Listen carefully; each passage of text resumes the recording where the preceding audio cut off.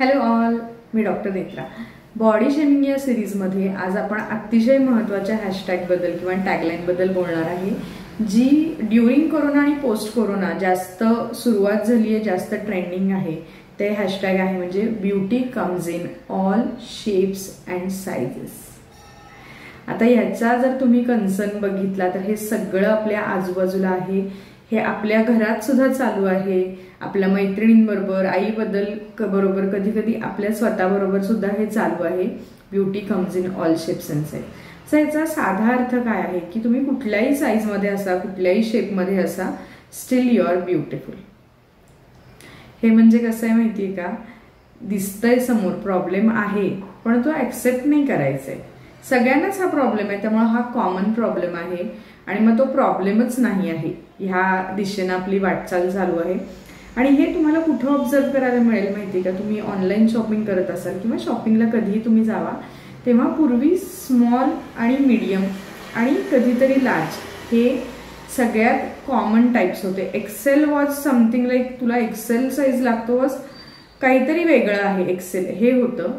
पण आपण जर आता शॉपिंगला गेलो किंवा ऑनलाईन शॉपिंगलाही बघितलं तर पहिल्यांदा एल, एक्सेल, डबल एक्सेल आणि ट्रिपल एक्सेल हे सगळे जे साइजेस असतात ते सोल्ड आउट असतात, अवेलेबल नसतात, किंवा जे मार्केटिंग करतात, जे ह्या सगळ्या शॉप म्हणजे क्लॉथ मार्केटिंगमध्ये असेल त्यांनाही माहीत असेल की हल्ली एल पासून ते 4 एक्सेल पर्यंतचे जे साइजेस आहेत ते जास्त लागतात, त्याचा स्टॉक जास्त ठेवायला लागतो।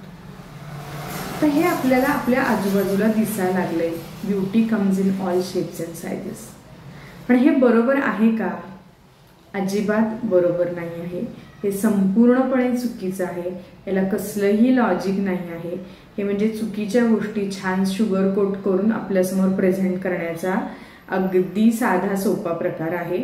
आणि हे दुसरी गोष्ट म्हणजे आळशीपणा, ज्या लोकांच्यात आळशीपणा ठासून भरलेला आहे, ज्यांना आपण चुकीचं करतोय हे ऍक्सेप्ट करायचं नाही आहे, त्या गोष्टींसाठी ही टॅगलाईन म्हणजे वरदान आहे। आता मी असं का म्हणतीये, कारण आपण बॉडी शेमिंग बद्दल बोलतोय। बॉडी शेमिंग म्हणजे एखादी व्यक्ती खरोखर स्ट्रगल करत असेल, खरोखर काही इश्यू असेल आणि तिला आपण काहीतरी दुखवण्यासारखं बोललो किंवा हर्ट होण्यासारखं काहीतरी वागलो तर ते बॉडी शेमिंग होतं। पण आपल्या घरातली एखादी व्यक्ती, आपली आई, वडील, भाऊ, बहीण, आपलं लाईफ पार्टनर, आपली मुलं किंवा आपली एखादी चांगली मित्र किंवा मैत्रीण आपल्याला सांगतायत की तू जरा जाड होतीयस, तू खूपच बारीक दिसतीयस, there is something wrong with you. आता मी हे साइजेस बद्दल बोलते कारण ह्याच्याबद्दलच फारसं ट्रोलिंग असतं किंवा शेमिंग असतं, म्हणून मी हा विषय घेतला। तर वजनामध्ये होणारे जे एक्स्ट्रीम बदल आहेत, म्हणजे एकदम बारीक होणं किंवा एकदम जाड होणं, हे जे बदल आहेत हे आपल्या आजूबाजूचे लोक ऑब्झर्व करत असतात, आपल्याला त्याच्याबद्दल सांगण्याचा खूप चांगल्या पद्धतीने प्रयत्न करत असतात। आणि मग ही असे काहीतरी हॅशटॅग्स असतात किंवा टॅगलाईन्स असतात, ते ह्या माणसांच्या डोक्यात बसलेले असतात आणि हे म्हणतात नाही नाही हे दिस इज ट्रेंडिंग आहे, सगळेच जण आता काही सगळे एक्सेल आणि डबल एक्सेलच घालतात, तू मला तसं म्हणू नकोस, तू मला तसं मुद्दामून म्हणतीस, तू बाहेरच्या लोकांकडे बघत नाहीस, तू बाहेरच्या लोकांकडे ऑब्झर्व करत नाहीस आणि तू मला असा बोलतोस, तू मला अशी बोलतीस। आता बॉडी शेमिंग कधी घ्यायचं आणि केअरिंग आहे आपल्या घरातली व्यक्ती, ती आपल्याला खरोखर आउट ऑफ पॉझिटिव्ह कन्सर्न सांगते कधी, हे आपण समजून घ्यायला पाहिजे। ह्या दोन्हीतला डिफरन्स, ह्या दोन्हीतले वाइब्स आपण समजून घ्यायला पाहिजे आणि हे समजणं खूप जास्त गरजेचं आहे। सगळेजण ट्रिपल एक्सेल, 4 एक्सेल आणि 7 एक्सेल आणि 10 एक्सेल पर्यंत कपडे अवेलेबल आहेत। आय वुड रादर से तुम्हाला सर्कशीचा तंबू पण शिवून देतील, आपल्याकडे कापडाचीही कमी नाही आणि आपल्याकडे टेलर्सची पण कमी नाही आहे, पण म्हणून की तुम्ही त्या साईज पर्यंत जाणार आहे का? आणि कुणीतरी एक तुमची मित्र मैत्रीण किंवा कुणीतरी एखादी सेलिब्रिटी की ज्यांच्याकडे आपण कुणाकडे बघू नये असे जे व्यक्ती आहेत ते म्हणजे सेलिब्रिटी आणि नेते, तर त्यांच्याकडे बघून आपण आदर्श ठरवतोय, चुकीचे आदर्श, म्हणजे एक्स्ट्रीम ब्युटीचे सुद्धा आणि एक्स्ट्रीम वेट लॉस आणि वेट गेनचे सुद्धा। तेव्हा आपल्याला आपल्या घरातली व्यक्ती काय सांगते, आपण आरशात समोर कसे दिसतोय आणि आपल्यात काहीतरी बदल होतो, हा ऍक्सेप्ट करून त्या बदलाला बॅक टू नॉर्मल आणणं गरजेचं आहे। आता तुम्ही म्हणाल बॅक टू नॉर्मल, नॉर्मल या गोष्टीवर का सारखा एम्फसिस आहे? काय नसेल नॉर्मल, थोडं ॲबनॉर्मल बॉडी असेल तर काय होणार? तर साधी गोष्ट समजून घ्या. एका काठीवर एक तंबू उभारलाय किंवा एका काठीवर काहीतरी आपल्याला बांधायचं आहे, अगदी बारीक काठी आहे, त्याच्यावर आपण किती वजन बांधू शकतो? 1 किलो, 2 किलो, मॅक्झिमम 3 किलो बांधू शकतो. 3 किलोच्या वरती जर गेलं तर ते जे स्ट्रक्चर आहे ते कोलॅप्स होणार, त्याच्यामध्ये तक्रारी सुरू होणार आणि ते आपल्याला उत्तम पद्धतीनं साथ देऊ शकत. तसंच आपलं आहे, आपल्या बॉडीचं एक गिवन स्ट्रक्चर आहे.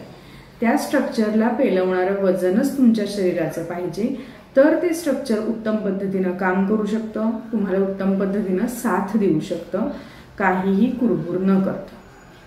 2 व्हीलर गाडीवर आपल्याकडं 5 ते 6 माणसं बसतात, पण आपल्यालाही माहिती आहे 2 व्हीलर ही 2 माणसांसाठीची गाडी आहे.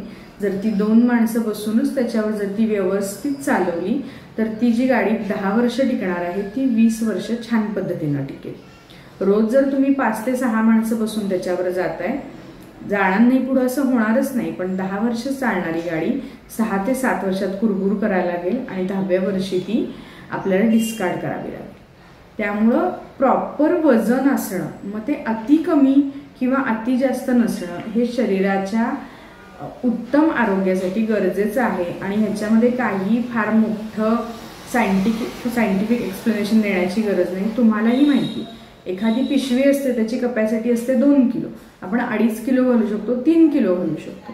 तुम्ही 10 किलो त्याच्यामध्ये टाकलं तर ती पिशवी फाटून जाणार. त्याच पद्धतीने आपल्या शरीरावर तुम्ही उगाचच स्ट्रेस आणला, मग तो एक्स्ट्रीम वेट लॉसचा असू दे किंवा एक्स्ट्रीम वेट गेनचा असू दे, तो तुमच्या शरीरावर निगेटिव्हली अफेक्ट करतो.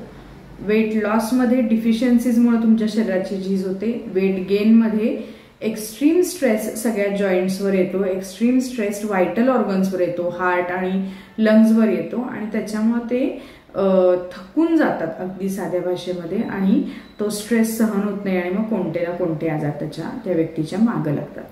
त्यामुळे beauty comes in all shapes and sizes हे अतिशय चुकीचं आहे, 100% चुकीचं आहे. तुमच्या उंचीप्रमाणे, तुमच्या फिजिकल स्ट्रक्चरप्रमाणे एक वजनाचा एक रेंज असते, 50 ते 55, 55 ते 65 अशी काहीतरी रेंज असते. त्या रेंजमध्येच तुमचं वजन पाहिजे, तरच तुम्ही लॉंग टर्म हॅप्पी आणि हेल्दी राहू शकता. आता कुठल्या तरी चुकीच्या व्यक्तीचं तुम्ही काहीतरी उदाहरण देऊ नका.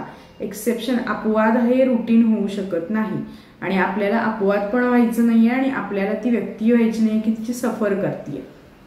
तर एक छान प्रॉपर शेपमध्ये राहावा. That will give you a lot of health benefits also, looks wise also, आणि इन जनरल तुमच्या मोबिलिटीमध्ये सुद्धा ह्याचा खूप चांगला फरक पडतो आणि एक इझी लाईफ आपली मेंटेन राहते.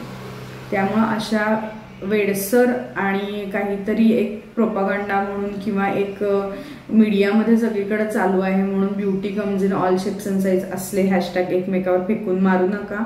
त्यांना काही होणार नाही आहे, तुमचं प्रचंड शरीराचं डॅमेज होणार आहे. मार्केटिंगचं तुम्ही एक टूल आहे आणि त्या मार्केटिंगचं टूल तुम्ही बनू नका, एवढीच माझी रिक्वेस्ट आहे. त्यामुळं आजचा मेसेज आहे की घरातले जर कोणी तुम्हाला चांगल्या पद्धतीनं जर सांगत असतील, सुचवत असतील की something is wrong with you, तर त्याच्याकडे लक्ष द्या. हे बॉडी शेमिंग नाही आहे, हे एक पॉझिटिव्ह केअरिंग ॲटिट्यूड आहे तुमच्या कन्सर्न व्यक्तीचा. त्याच्याकडे लक्ष द्या आणि त्याच्याप्रमाणे त्याच्यावर काम करायला सुरुवात करा आणि एक मोस्ट हेल्दी आणि एक छान मोबिलिटी असलेलं उत्तम आयुष्य जगा. ठीक आहे, पण काळजी घ्या. बाय.